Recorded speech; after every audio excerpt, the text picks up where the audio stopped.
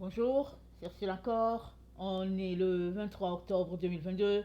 Alors, je viens sur la trompette aujourd'hui encore et je viens proclamer le retour de notre Seigneur Jésus-Christ. Amen et Alléluia. Soyons tous bénis et que sa joie remplisse nos cœurs. Il est très important de rester à son poste. Amen. Prière pour nous-mêmes, pour les autres, supplication, afin que quand il viendra, on ne puisse pas être laissé pour une petite faute, une petite erreur. Ok, c'est très important de rester éveillé. Jésus-Christ dit quoi? Il dit veillez, de peur que à ma venue tu sois surpris. On va lire cette partie et c'est juste pour nous rappeler l'attitude que nous devons avoir dans les temps dans lesquels nous sommes. Amen. Et cela c'est pour tous les enfants de Dieu. Il n'y a pas un qui est exclu, il n'y a pas un qui sera plus élevé que l'autre. Alors, Apocalypse 3, le verset 3, Jésus-Christ dit, rappelle-toi donc comment tu as reçu et entendu, et garde et repens-toi. Si tu ne veilles pas, je viendrai comme un voleur, et tu ne sauras pas à quelle heure je viendrai sur toi. Alors toi et moi sommes appelés par notre Seigneur Jésus-Christ à veiller. Veiller, c'est rester éveillé, c'est ne pas tomber dans la léthargie, c'est faire attention à nos actions, nos paroles, nos pensées, toutes ces choses-là, ça fait partie de veiller. Amen. Donc, alors j'ai parlé de notre adversaire, le diable, il y en a un seul adversaire, ok? On n'a pas plusieurs, mais il utilise plusieurs personnes. Et il peut arriver des moments dans notre vie où on peut être acculé parce que tout autour de nous, c'est l'opposition. Tu tournes ici, telle personne t'oppose. Tu tournes là, c'est l'opposition. Même l'arbre, partout, tu vois, tu sens l'opposition même dans l'air. Quand c'est une situation comme ça qui arrive, il est très important de se concentrer, de retourner à Dieu et de se rappeler que on n'est pas les seuls dans ce type de souffrance-là. Il y a quelqu'un qui est passé par là, la personne de Job. Alors, comme je le dis souvent, la souffrance de Job, paraît-il que ça a duré au moins 30 ans. Alors, quand on lit Job, on se dit, bon, c'est une affaire de peut-être 6 mois, 1 an, 3 ans. Mais les gens disent que c'est une affaire qui a duré au moins 30 ans. Et Job est resté fidèle à Dieu. Et à la fin, Dieu l'a élevé et Dieu l'a présenté comme son serviteur. Et puis, tous ceux-là qui accusaient Job, qui se moquaient de Job, Dieu leur a demandé, allez-y vous excuser devant lui. Allez-y. Parce que souvent, quand Dieu est sur le point de, il veut nous utiliser, il nous épure, n'est-ce pas? Il nous épure. Et on est dans le temps où les enfants de Dieu sont épurés. Parce que Dieu n'utilise pas, comment dire, il dit, nul ne met du vin nouveau dans une vieille outre. Parce que le vin nouveau va rompre l'outre qui est vieille. Alors, pour que ton vin soit conservé, il faudrait pour cela aussi une outre neuve. Question de dire que nous avons besoin d'être renouvelés dans notre fort intérieur avant que on puisse faire l'œuvre de Dieu. Et nous sommes renouvelés par quoi? Nous sommes renouvelés par la puissance du Saint-Esprit. Amen. Alors, on est encouragé à faire sortir tout ce qui est souillure en nous et de rendre notre outre, notre temple, notre corps propice à la nouveauté et ainsi Dieu va déverser le Saint-Esprit en nous. Amen, ça c'est très important. Alors l'adversaire dont on sait c'est qui, et c'est l'esprit du mal. Cet esprit du mal, il peut habiter en plusieurs personnes, comme l'esprit du bien habite dans les enfants de Dieu. Alors, la Bible nous dit que nous ne luttons pas contre la chair et le sang. Question de dire que dans une situation d'épreuve, ne te mets pas à détester l'autre. Ne te mets pas à insulter l'autre. Ne te mets pas à mépriser l'autre. Regarde plutôt l'esprit qui agit derrière la personne. Et tu vas voir tout simplement que c'est l'esprit du mal. Et tu vas aller devant Dieu pour qu'il te donne les stratégies pour combattre cet esprit du mal-là dans la personne. Et malheureusement, souvent, ça va nécessiter que, ça va demander, pardon, que tu t'éloignes de la personne qui porte cet esprit. Pas parce que la personne, c'est elle l'esprit, mais l'esprit habite en la personne. Alors souvent, ça va demander que tu prennes tes distances carrément de la personne parce que l'esprit du mal, cet esprit qui te combat est dans la personne. Or, toi, tu dois gagner ton combat. Alors, tu prends tes distances. Amen. Alors, dans Éphésiens, on l'a déjà lu, on a déjà vu l'ancienne vidéo. La vidéo avant celle-là, c'était quoi ici? Est-ce que tu connais ton adversaire? Parce que si tu ne connais pas ton adversaire, tu ne vas pas le combattre. Ou bien, si tu le combats, tu ne vas pas le combattre selon les bonnes conditions. Comme l'exemple que je viens de citer, notre adversaire, ce n'est pas la personne que nous voyons avec nos yeux, c'est l'esprit qui agit dans la personne. Alors, à partir de ce moment-là, les données changent pour ce qui est du combat, de comment se préparer pour le combat. Alors, dans Éphésiens 6, il est dit ceci, c'est l'apôtre Paul qui nous parle. Il dit, attendez, j'ai passé mon passage.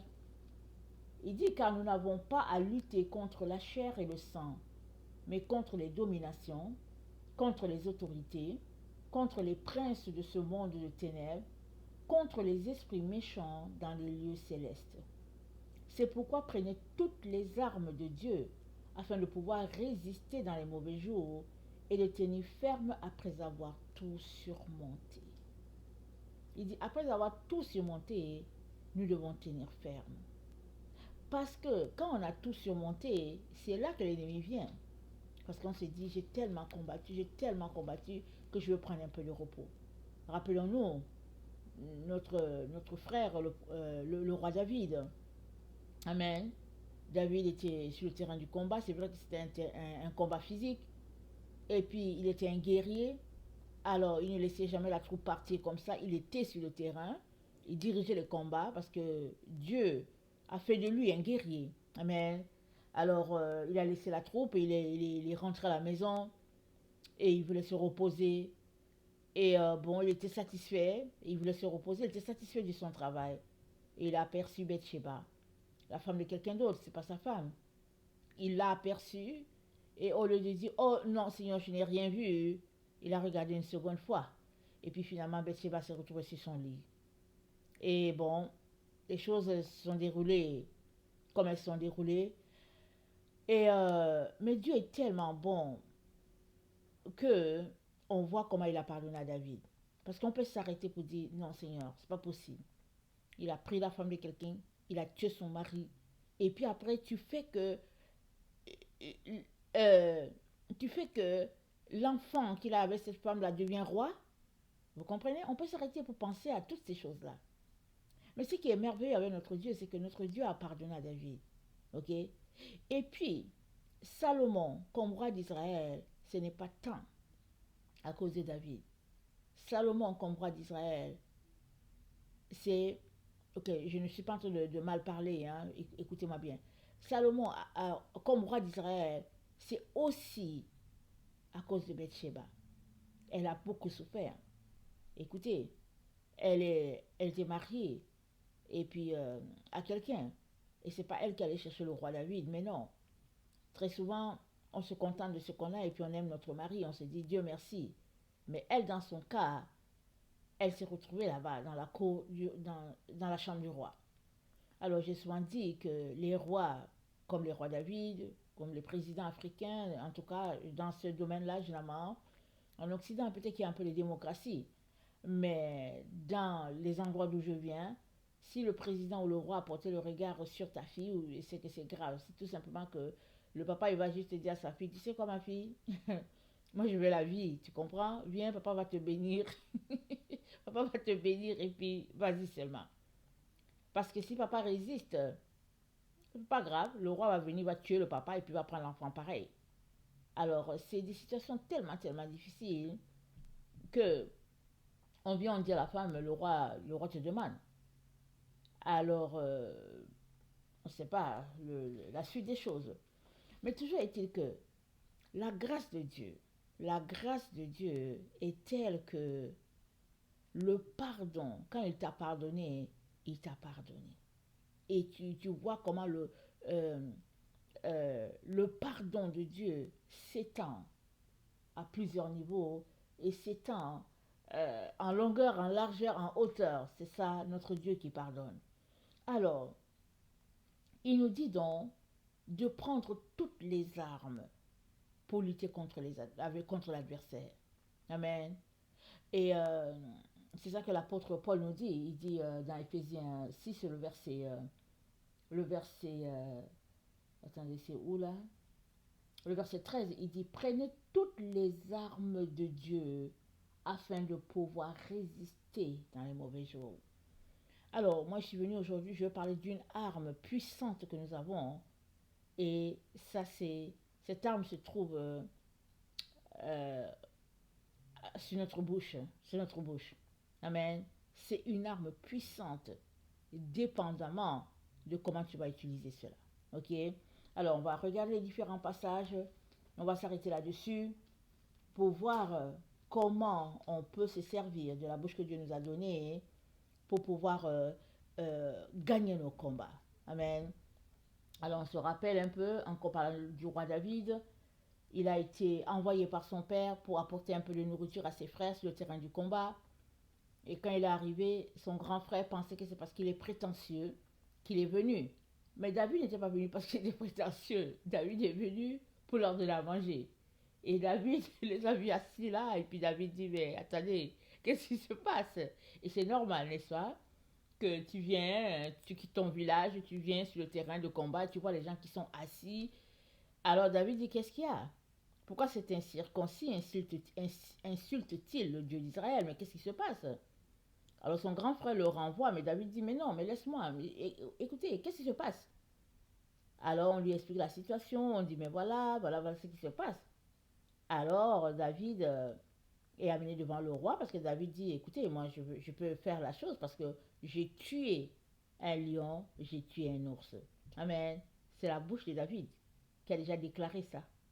Tout de suite, David a déclaré, il dit au roi, hé, j'ai tué un lion, j'ai tué un ours. Donc, cet incirconcis là, c'est quoi son problème? Voilà, ça part de là. Les déclarations, ce qui sort de notre bouche. Souvent, on te dit, voilà, le combat que tu as appelé à, à, à assurer, et tu dis tout de suite, oh, je ne peux pas. Ben voilà, si tu as déjà dit, je ne peux pas, même si c'est ta bouche qui a dit, je ne peux pas, je ne sais pas comment tu vas faire pour continuer. Parce que ta bouche a déjà dit, je ne peux pas. Mais si ta bouche dit, attends, ils vont me comprendre. Ils vont voir. Ces esprits-là, ces démons-là, je ne laisse pas. Hein. Alors, tu es dans le combat. Et Dieu, il aime ça. Quand son enfant dit, ok, d'accord, ok, c'est ça la situation, d'accord, on y va. Ok? Et très, très souvent, les yeux, ils regardent, c'est vrai. Mais la première victoire que tu as, c'est ce que ta bouche dit. Dans une situation d'attaque, de guerre, de difficulté, qu'est-ce que tu dis? Quelle est la première parole qui sort de ta bouche? Seigneur, je peux, ou bien Seigneur, je ne peux pas.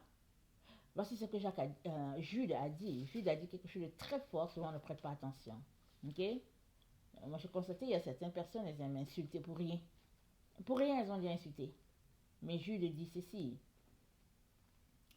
Euh, le verset, Jude, il n'y a pas de chapitre, ok? C'est juste un chapitre et puis c'est tout. Alors, c'est juste Jude. Alors, Jude 8 dit, malgré cela, ces hommes aussi, entraînés par leur rêverie, souillent pareillement leur chair, méprisent l'autorité et injurient les gloires. Or, l'archange Michel, lorsqu'il contestait avec le diable et lui disputait le corps de Moïse, n'osa pas porter contre lui un jugement injurieux. Mais il dit que le Seigneur te reprime. Voilà, Jude dit, Michel n'a pas insulté le diable. Il a juste dit que Dieu te reprime. Mais il y a des enfants de Dieu, tu les entends prier, ils disent que ouais, Satan. Et puis ils se mettent, c'est qui débite. C'est terrible. Tu t'arrêtes, tu te dis, mais est-ce qu'on a le droit d'insulter? Qu'est-ce qu'il dit? Il dit les gloires. Que ce soit, comment dire ça?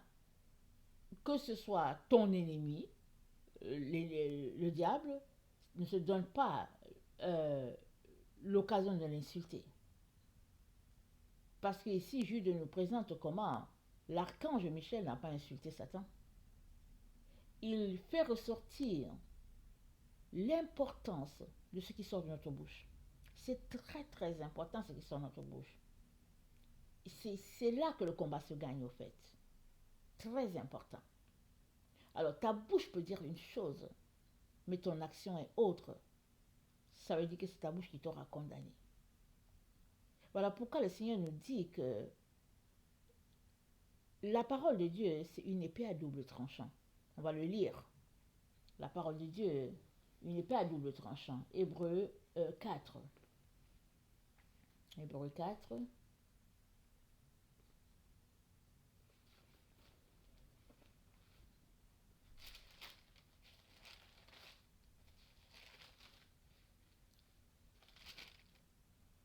Le verset 12, c'est dit, car la parole de Dieu est vivante et efficace, plus tranchante qu'une épée quelconque, à deux tranchants, pénétrante jusqu'à partager âme et esprit, jointure et moelle. Elle juge les pensées et les pensées du cœur. Nulle créature n'est cachée devant lui, mais tout est à nu et à découvert aux yeux de celui qui nous devons, aux yeux de celui de qui nous devons rendre compte. Donc, la parole de Dieu, elle est vivante, elle est efficace, elle est plus tranchante qu'une épée quelconque à double tranchant. Elle pénètre jusqu'à partager âme et esprit, jointure et moelle. Elle juge les sentiments et les pensées du cœur. Mais la parole de Dieu, elle sort d'où? Elle sort de la bouche de Dieu. Et toi et moi prononçons la parole de Dieu. Alors, soit nous la prononçons pour nous, ou nous la prononçons contre nous. Alors, j'ai dit quoi? Paul a dit, mettez à votre disposition toutes les armes. Et toutes les armes, là, il y a plusieurs armes. Mais la parole de Dieu, il y a plusieurs armes, mais la bouche, ta bouche, c'est une arme puissante. Elle peut être pour toi, elle peut être contre toi. Et la parole de Dieu, et c'est qui, une fois dans ta bouche, te donnera le vaincre. C'est la parole de Dieu. Mais comment est-ce que tu vas l'utiliser? Et que fais-tu de ta bouche? Que fais-tu de ta bouche à tous les jours? J'ai déjà, ok, je n'avais pas pensé parler de ça dans cette vidéo parce que je ne l'avais pas préparé, mais ça me vient. J'ai déjà parlé de ça, comment le Seigneur a mentionné plus d'une fois ces personnes dans les relations de couple qui prennent leur bouche au lieu de louer le Seigneur, de lire leur Bible puis déclarer les paroles, et puis de manger, parce que c'est les deux choses que ta bouche sert à ça. Louer le Seigneur, lire ta parole, et puis la prononcer, et puis manger. Mais il y a plusieurs qui prennent leur bouche, ils mettent dans des endroits bizarres, des endroits que Dieu n'a pas prévus. Ils souillent leur bouche là. Ils prennent ça, ils mettent dans des endroits, on ne mentionne pas, ok? Mais Dieu n'a pas conçu la bouche pour ça. Il y a des endroits là qui sont cachés. C'est pour ça qu'ils sont cachés. La bouche là, vous avez vu comment elle est dehors, là, elle est sur ton visage, la bouche. C'est pas caché. Pourquoi? Parce que elle a tous les honneurs. Si du moins tu lui donnes tous les honneurs. Parce qu'on peut voir ta bouche et puis regarder comment c'est bien. Là, il y a un beau rouge à lèvres dessus, là. Ou bien quelque chose de brun, si tu es de couleur brune, et puis, ou bien du gloss. On regarde, on dit que ça brille. Mais ce que cette bouche-là passe son temps à faire, on ne veut pas entendre. C'est une honte. Alors ça part de là. Que fait-il de ta bouche? Parce que ta bouche, c'est un instrument de sanctification pour ton Dieu. Il te l'a donné, il n'a pas donné deux, il t'a donné une bouche. De telle sorte que quand tu dois manger, tu ne dois pas être en train de parler. En tout cas, quand tu manges, écoute, tu ne parles pas. Et si tu parles, tu ne manges pas. Souvent, on essaie de faire les deux. Pas étonnant qu'on se mette à tousser pour dire. Alors, ta bouche, c'est l'arme puissante qui te donnera de démolir, de défaire ton ennemi. si tu sais utiliser ta bouche. Mais si en partant, tu l'as déjà souillé, le jour n'est pas déjà arrivé que tu as déjà souillé ta bouche. On ne sait pas avec quoi. Comment vas-tu gagner ton combat? Parce que c'est déjà impur. C'est déjà rempli de abomination. Il est très important, mon frère, ma soeur, que tu règles ce problème-là. J'ai déjà dit plus d'une fois qu'il y a plusieurs couples qui se retrouvent séparés de Dieu à tout jamais dans le feu. Parce que oui, Dieu les a bénis, oui, ils sont mariés, oui, oui, oui, mais ils ont pris leur bouche pour faire des bêtises. Alors, ils ne sont jamais repentis et ils se sont retrouvés dans l'endroit qui n'était pas prévu pour eux, l'enfer. Parce que vous savez, sur la terre, il y a juste deux pédagogues sur notre terre. Il y a deux dieux, il y a deux enseignants. Il y a notre Dieu par sa parole et il y a le diable avec ses démons. Alors, nous sommes informés par le livre de Enoch que Azazel, c'est lui qui a envoyé les faux enseignements sur la terre. Même si aujourd'hui on ne voit pas Azazel avec nos yeux, même si on ne le voit pas, hein, l'enseignement a été perpétué. Alors ces pensées-là, ces personnes-là qui apportent les pensées dans ce monde-là, qu'on épouse et qu'on aime, est-ce qu'on sait d'où elles sortent, les pensées? Parce que Dieu a dit quoi? Il dit, vos voix ne sont pas mes voix, vos pensées ne sont pas mes pensées. Donc, soit on marche sur les pensées de Dieu, soit on marche sur les pensées du monde. Or, nous sommes informés que les pensées du monde ont été introduites sur la terre par les anges déchus. Alors, si tu marches sur les pensées du monde et que tu utilises ta bouche d'une manière désordonnée, ça veut dire que ce qui a été introduit là, sur la terre, c'est venu d'eux, des anges déchus, je veux dire. Même si aujourd'hui, il semble lointain ou bien que tu sembles ignorant du bagage qu'ils ont envoyé sur la terre, toujours est-il qu'ils l'ont envoyé.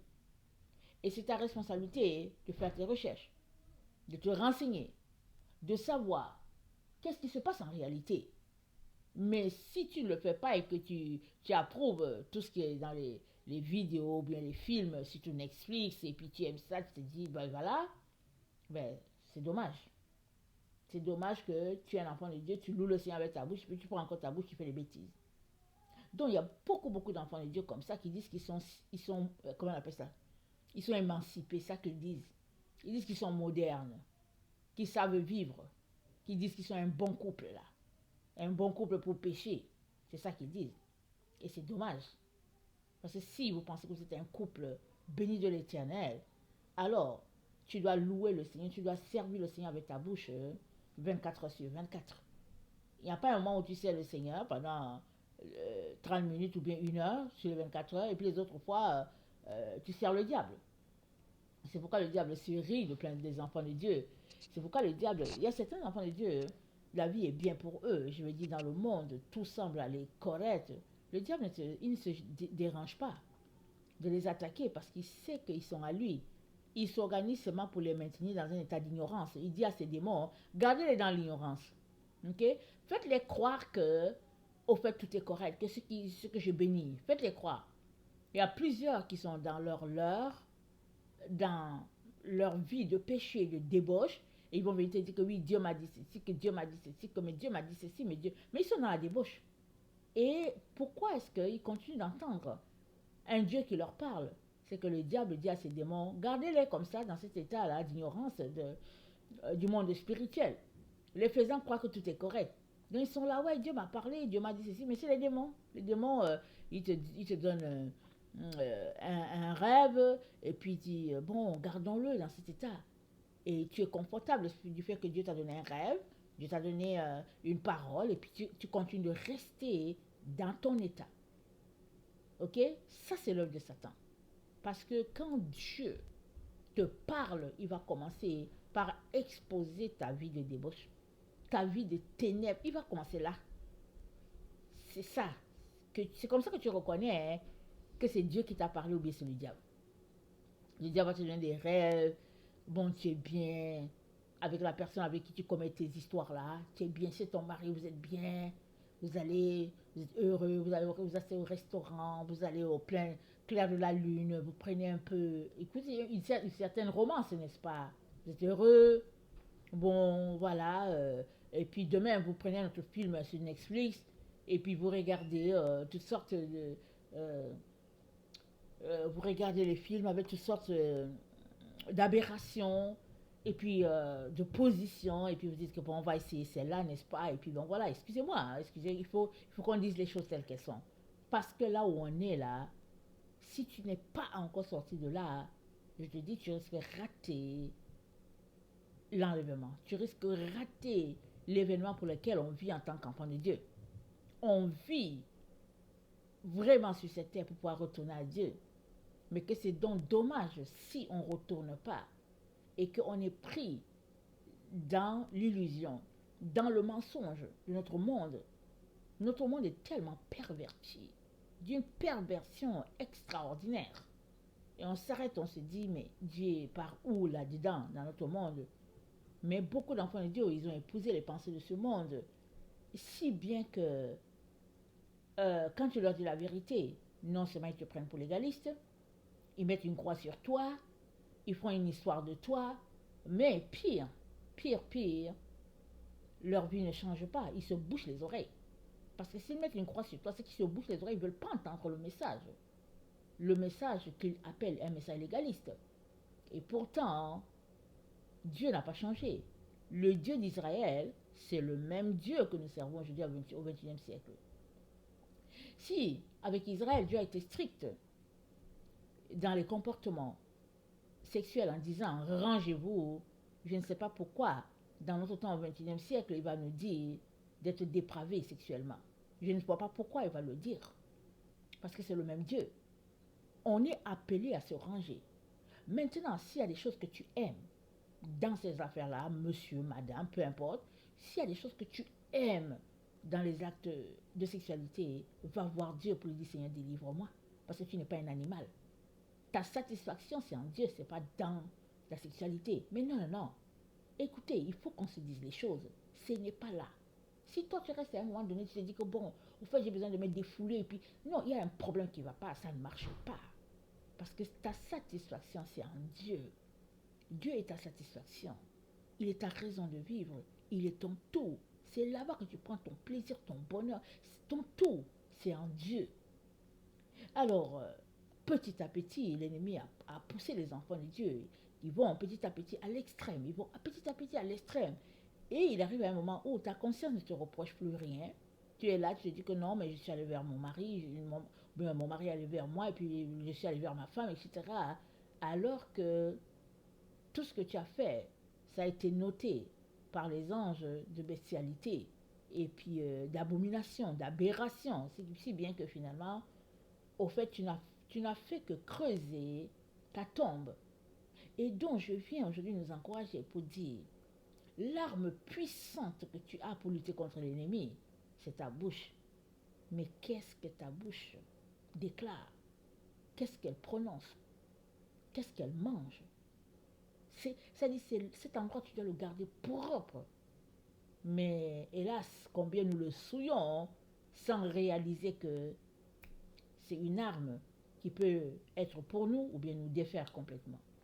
Alors, Hébreu 4 nous dit donc la parole de Dieu, elle est vivante, elle est efficace, elle est tranchante, plus qu'une épée quelconque, à double tranchant. Elle pénètre, c'est-à-dire qu'elle fait la séparation de l'âme et de l'esprit. Elle sépare ce qui est matériel de ce qui est spirituel. Il y a cette séparation-là. Et qui fait ça? C'est la parole de Dieu. Et la parole de Dieu, comment est-ce que tu l'utilises? C'est avec ta bouche que tu l'utilises. Amen. La parole de Dieu, tu la prends et, et le contact avec le monde extérieur, ça vient de la parole, ça vient de ta bouche, mais c'est la parole de Dieu que tu déclares. Voilà pourquoi l'outil, l'outil dans lequel va loger cette parole, il est important que cet outil-là soit propre. Et l'outil, là, c'est ta bouche. Amen. Très, très important que ce soit propre. Alors, on doit régler ça. Amen. Tu es appelé à régler ces choses-là dans ta vie. Je ne connais pas chacun, sa vie, ce qu'il fait, mais il est donc important qu'on puisse garder un minimum de propreté, vraiment, du côté de Dieu. Vraiment, quand je dis un minimum, c'est juste pour dire qu'il y a des choses qui ne se font pas, mais en principe, ça doit être le maximum possible, un degré de sainteté, de pureté au niveau de ta bouche. Ça, c'est, on ne discute pas ça, n'est-ce pas? Alors, Ésaïe 49, le verset 1 à 5 dit ceci. Attendez, je vais m'assurer que je suis dans le... Ok. Ésaïe 49, le verset 1 à 5 dit... Ésaïe 49, le verset 1 à 5. Ça dit ceci. Écoutez-moi, peuple lointain, soyez attentifs. L'Éternel m'a appelé dès ma naissance. Il m'a nommé dès ma sortie des entrailles maternelles. Il a rendu ma bouche semblable à un glaive tranchant. Il m'a couvert de l'ombre de sa main. Il a fait de moi une flèche aiguë. Il m'a caché dans son carquois. Il m'a dit, t'es mon serviteur, Israël, en qui je me glorifierai. Et moi j'ai dit, c'est en vain que j'ai travaillé. C'est pour le vide et le néant que j'ai consumé ma force. Mais mon droit est auprès de l'Éternel, et ma récompense auprès de mon Dieu. Maintenant l'Éternel parle. Lui qui m'a formé dès ma naissance pour être son serviteur, pour ramener à lui Jacob et Israël encore dispersé, car je suis honoré aux yeux de l'Éternel, et mon Dieu est ma force. Donc il y a deux éléments ici qui parlent de la bouche. Le premier élément, c'est dit, euh, dès ma sortie des entrailles maternelles, le verset 1, et puis après le verset 2, il a rendu ma bouche semblable à un glaive tranchant. Notre bouche, c'est notre bouche. Parce que c'est la bouche d'Ésaïe qui était comme un glaive tranchant. C'est ta bouche qui est une épée. Une épée vraiment. Elle peut être pour toi ou bien elle peut être contre toi. Et Ésaïe ici nous montre l'importance, la place de la bouche quand elle est utilisée pour la gloire de Dieu. Et le verset 50 d'Ésaïe encore nous dit, attendez. Voilà, le verset d'Ésaïe 50, le verset 4 dit, le Seigneur éternel m'a donné une langue exercée pour que je sache soutenir par la parole celui qui est abattu. La langue, elle est où? Elle est dans la bouche. Dieu lui a donné une langue exercée. Mais que fais-tu de ta langue, mon frère, ma soeur? Qu'est-ce que tu fais de ta langue? Tu vas souiller ta langue. Tu dois garder ça, un instrument de pureté pour déclarer les oracles de l'Éternel, pour déclarer les paroles, pour guérir telle personne, des paroles en l'honneur de notre Dieu. C'est un instrument, c'est une arme puissante, ta bouche. Mais qu'est-ce que tu en fais? On retourne à Isaïe 49, c'est dit, attendez, la deuxième partie, voilà, le verset 5 d'Ésaïe 49 dit, maintenant l'Éternel parle, lui qui m'a formé dès ma naissance pour être son serviteur. Maintenant, l'Éternel parle. Alors, l'Éternel parle. Ça veut dire quoi? Ça veut dire qu'il prend sa bouche, il déclare quelque chose. Amen. Et puis pour que la chose que Dieu a déclarée puisse marcher dans la vie de quelqu'un d'autre, toi tu la prends, tu la déclares aussi, n'est-ce pas? Amen. Dieu a dit pour que tu puisses dire. Amen. Alors il a dit quoi? Que la lumière soit et la lumière fut. Et il nous a appris à créer comme lui. Mais si ta bouche est souillée, ta parole va aller où? Souvent on est là, on prie, on dit, oh Seigneur, s'il te plaît Seigneur, guéris-moi. Guéris-moi, j'ai mal à terre, oh Jésus. Rien ici, rien. Parce qu'avant de venir dire Jésus, guéris-moi, on a déjà insulté X, on a déjà insulté Y, on a déjà pris la bouche, on a mangé un crapaud, et puis quand on a fini de manger le crapaud, on est allé, et puis on a mangé toutes sortes d'histoires, et puis on a pris la bouche, on a foutu ça dans un endroit bizarre, et puis, excusez-moi, je ne continue même pas. Mais c'est dit au verset 6, maintenant l'Éternel parle. Mais quand l'Éternel parle, c'est pour que toi et moi aussi nous puissions parler. Amen. Dieu parle. Et Dieu parle, il parle pour que ses enfants aussi puissent parler, pour que ses enfants puissent dire la même chose qu'il a dit. Et c'est comme ça que la gloire de Dieu va se répandre sur la terre. Mais si l'Éternel parle, et que toi et moi, nous ne pouvons pas parler ce qu'il a dit, ou bien nous parlons, mais que la parole reste à peine dans notre bouche à cause de son état de souillure, c'est grave. Amen. C'est grave. Donc vraiment, mes chers frères, chers sœurs, ressaisissons-nous. Venons nous humilier devant Dieu pour qu'il nous aide à prendre soin de cet instrument-là, qui est notre bouche-là. Il dit quoi? Paul dit, mettez à votre disposition toutes les armes. Mais toutes les armes là, ta bouche là, c'est suffisant. Ta bouche là constitue toutes les armes. Parce que si ta bouche est souillée là, c'est déjà en partant tu es défait. En partant. Parce que je vous rappelle, David a dit, mais au fait, qu'est-ce qui se passe? On dit, hey, ses frères ont dit, hey, toi là, prétentieux. David a dit, mais non, mais je veux savoir. Alors on lui raconte l'histoire et puis personne n'avait son temps. Mais David a parlé au conseiller et puis David lui a dit, mais moi j'ai tué un lion et j'ai tué un ours. Parce qu'ils sont venus pour arracher les brebis, mais je les ai tués. Quelle histoire extraordinaire. Le roi a entendu, c'est comme ça qu'il a été conduit devant le roi. Et au finish, qu'est-ce que ça a fait? Pendant qu'ils étaient assis là des jours et des jours en train de dire, oh Goliath, David est venu, amen et alléluia, avec une fronde, il a terrassé l'ennemi d'Israël. Dès le départ, il a dit, hey, j'ai tué un lion, j'ai tué un ours. L'autre parole qu'il a déclarée, il a dit, mais quel est cet incirconcis-là qui ose parler comme ça du Dieu d'Israël? Ça dépend de à quel niveau tu mets Dieu. À quel niveau tu mets Dieu? Si tu penses que Dieu c'est ton petit copain, eh bien écoute, tu peux traîner avec les gens qui insultent Dieu. Mais si tu penses que le Dieu d'Israël, il est au top là-bas, alors tu ne marches pas avec les gens qui l'insultent. Tu les laisses dans leur chemin. Tu dis non, je ne marche pas avec toi. Tu as assez insulté mon Dieu. Non, prends ton chemin. Je ne marche pas avec toi. Parce que le Dieu d'Israël, c'est le créateur de l'univers. La moindre des choses, c'est de lui donner honneur et respect. Parce que tu ne restes pas là en train d'insulter mon Dieu et je vais rester là rire avec toi pour dire non, zéro ici. Zéro, je ne ris pas avec toi. Tant pis pour toi. Vas-y insulter le Dieu que tu veux, mais tu n'insultes pas le Dieu d'Israël. Là, David a dit, mais qui est cet incirconcis? Déjà, il a fait la distance. Il a fait une différenciation entre ce qui se passe. Mais les gens qui insultent le Dieu d'Israël, là, il a déjà fait une différenciation.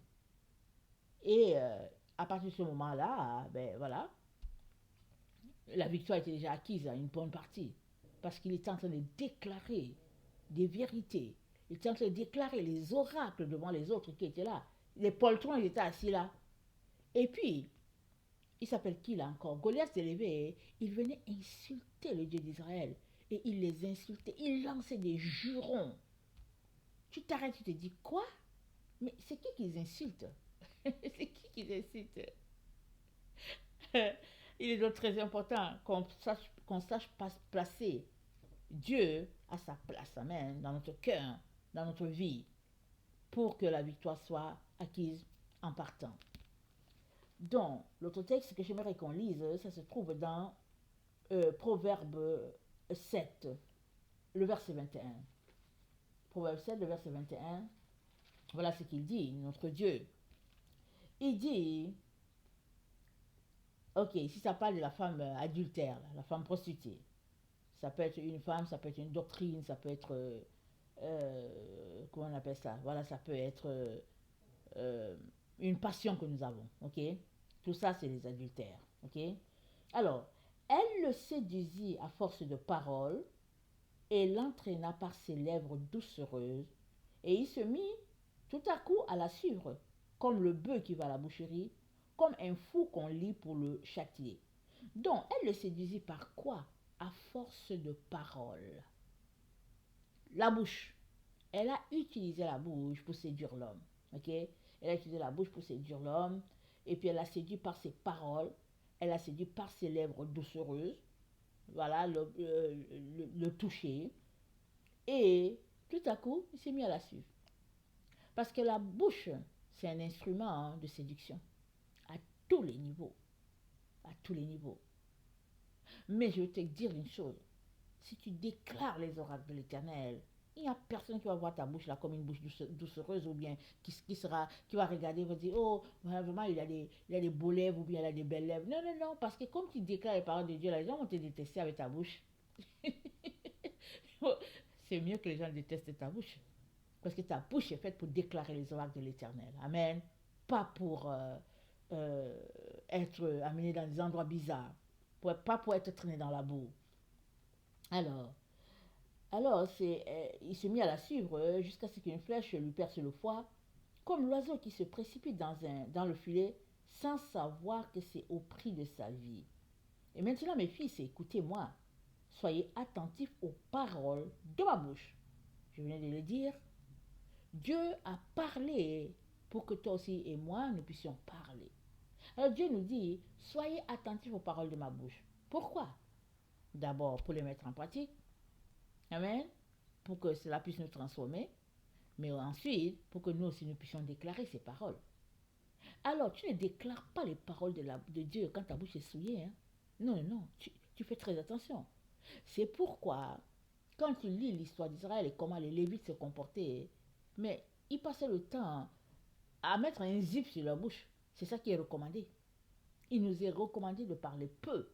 C'est ça que c'est le texte que je vais lire, le verset. Je pense que c'est Proverbe 10, le verset 19.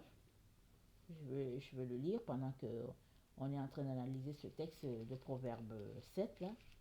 Proverbe 10, le verset 19 dit, attendez,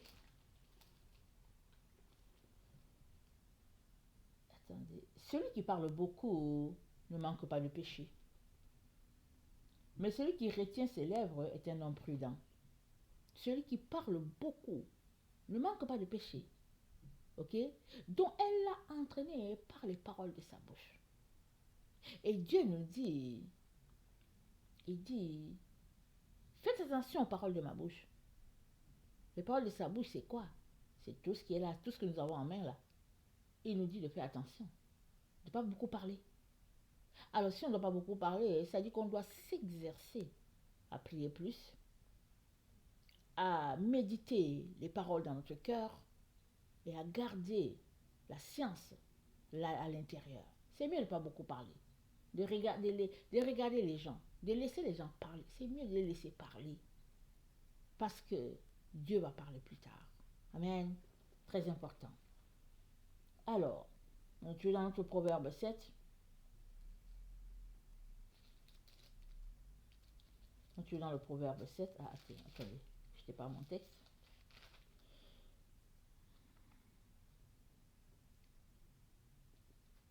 Attendez. Sois attentif aux paroles de ma bouche, que ton cœur ne se détourne pas vers les voies d'une telle femme. Ne t'égare pas dans ses sentiers, car elle a fait beaucoup tomber, elle a fait tomber beaucoup de victimes. Ils sont nombreux tous ceux qu'elle a tués. Sa maison est le chemin du séjour des morts. Mais ça a commencé comment? Ça a commencé par sa bouche. On dit sa bouche, par des paroles, elle a séduit. Alors ta bouche, une arme puissante contre l'ennemi, une arme puissante contre les séjours des morts. Mais comment tu l'utilises? C'est ça la question. Proverbe 13, le verset 13. Ça dit ceci, celui qui méprise la parole se perd, mais celui qui craint le précepte est récompensé. L'enseignement du sage est une source de vie pour détourner des pièges de la mort. Donc, celui qui méprise la parole se perd. Et quand il parle de parole, quand il dit la parole, c'est la parole de Dieu. Et la parole, Dieu a parlé pour que toi et moi aussi nous puissions parler. Amen. On peut avoir un double langage. Si nous disons que nous sommes de Dieu, nous sommes appelés à parler son langage. Amen. Alors, et c'est dit, l'enseignement du sage est une source de vie. Alors, si toi tu reçois l'enseignement de ton Dieu, tu es aussi appelé à le transmettre. Tu le transmets comment? Par ta bouche. Alors, que notre bouche, ou bien que nos différentes bouches, soient une source, amen, de fraîcheur, une source qui désaltère, une source, un canal. Amen. À la gloire de notre Dieu. Amen. Matthieu 15, le verset 11 à 18. Matthieu 15, le verset 11 à 18.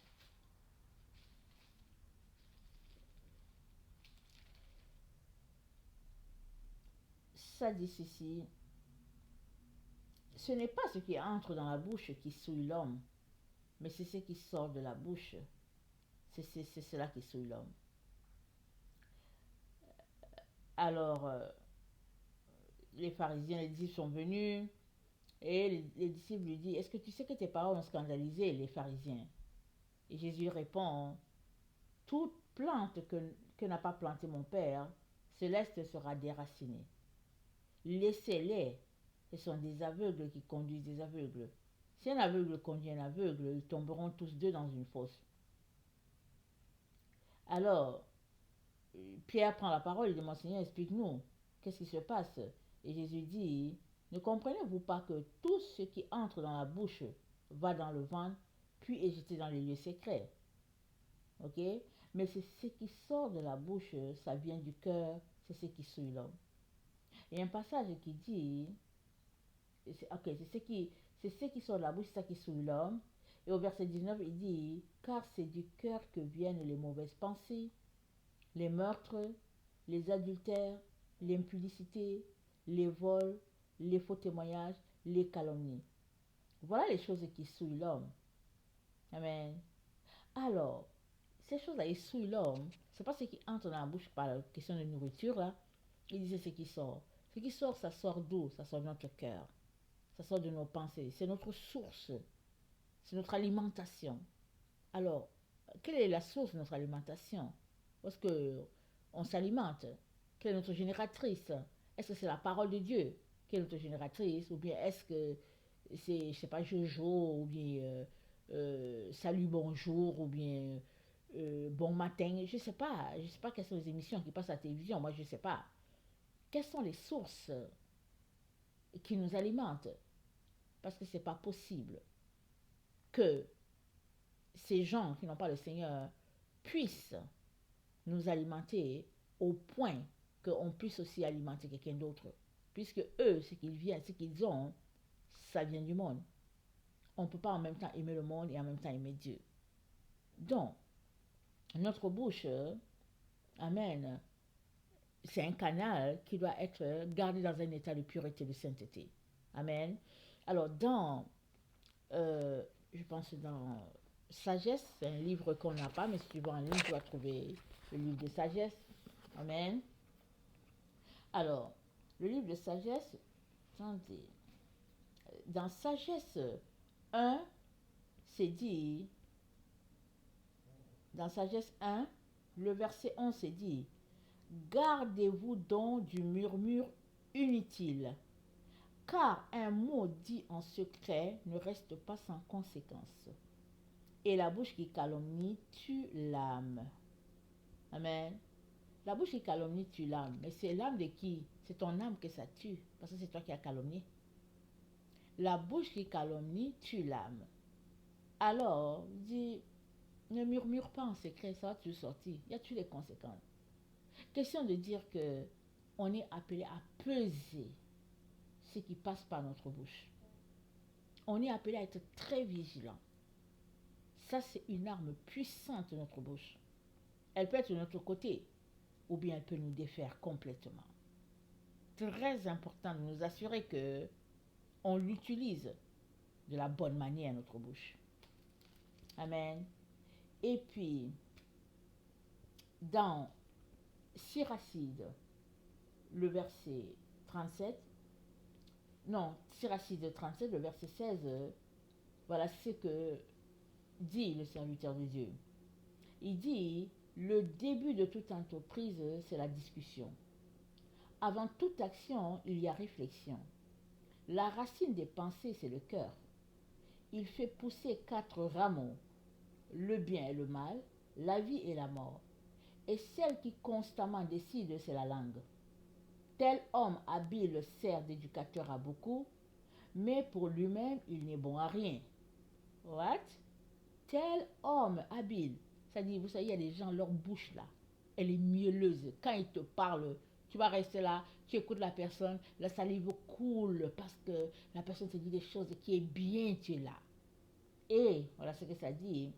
Ça dit, tel homme habile et tel homme habile sert d'éducateur à beaucoup, mais pour lui-même, il n'est bon à rien. Ça veut dire que si tu parles beaucoup, au fait, à l'intérieur, il n'y a rien de bon. C'est ça que ça veut dire.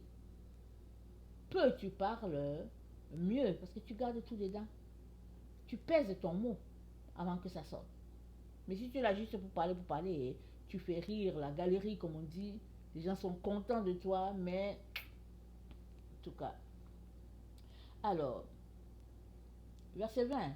Tel qui est habile en discours se fait détester, il sera privé de toute nourriture. En effet, la faveur du Seigneur ne lui a pas été accordée parce qu'il était dépourvu de toute sagesse.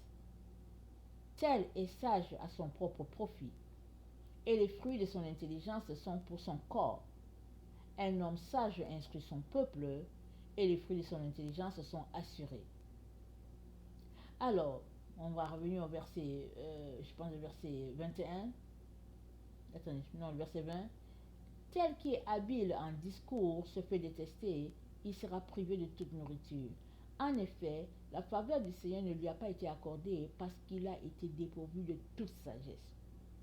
Donc, la Bible qualifie une personne qui parle beaucoup d'une personne insensée. Parce que quand tu n'as pas la sagesse, tu es insensé. Alors, moi je viens nous encourager à faire attention avec nos bouches. C'est une arme puissante pour nous ou contre nous.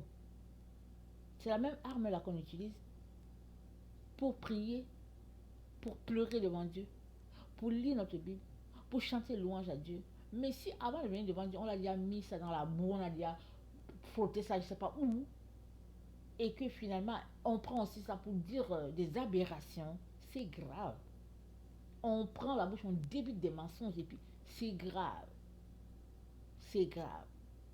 Alors, Paul nous dit, prenez toutes les armes pour résister. Il dit, après avoir combattu, il dit de tenir, on doit tenir ferme. On est dans le temps où on a combattu et on est en plein combat. Ce n'est pas le temps de prendre nos lèvres pour souiller encore ce qu'on est en train de bâtir, ce qu'on est en train d'accumuler pour la gloire de Dieu.